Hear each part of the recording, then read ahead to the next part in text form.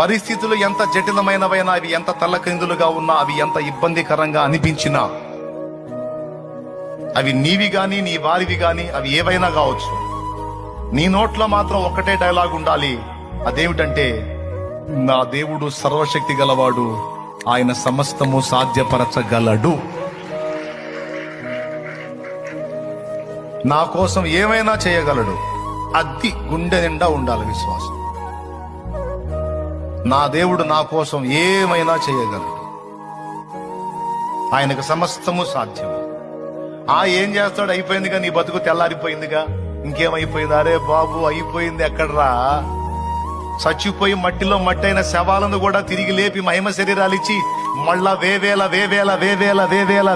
కోట్లాది సంవత్సరాల జీవితాన్ని ఇవ్వటానికి సిద్ధపరిచిన శక్తి గలవాడు నా దేవుడు.